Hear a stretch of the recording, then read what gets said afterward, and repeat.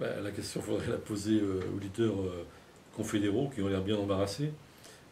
Parce que pour l'instant, la réponse, c'est après les grandes manifestations, d'autres grandes manifestations.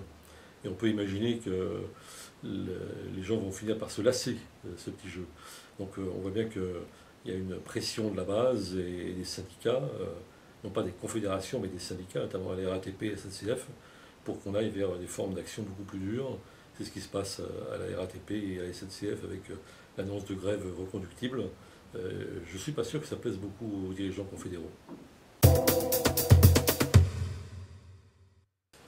Si j'en juge par les déclarations d'un certain Marcel Grignard, numéro 2 de la CFDT, qui nous dit qu'il veut frapper un grand coup le 12 octobre. Je ne sais pas trop ce que c'est qu'un grand coup pour Marcel Grignard. Visiblement, c'est pas l'homme des barricades, c'est pas un bout de feu, c'est pas un 20 en guerre, mais qui surtout nous dit attention, ne tombez pas dans le piège de Sarkozy qui lui voudrait qu'il y ait des grèves reconductibles, etc. etc.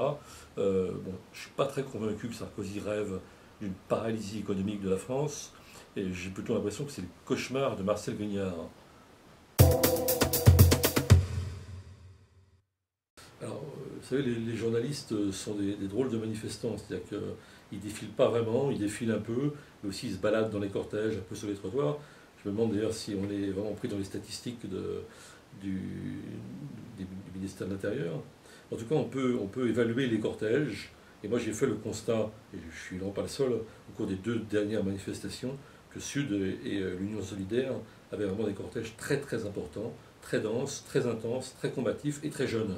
Et je me demande si on n'est pas quand même en train d'assister à une transformation, disons, du paysage syndical français au travers de cette bataille contre la réforme des retraites.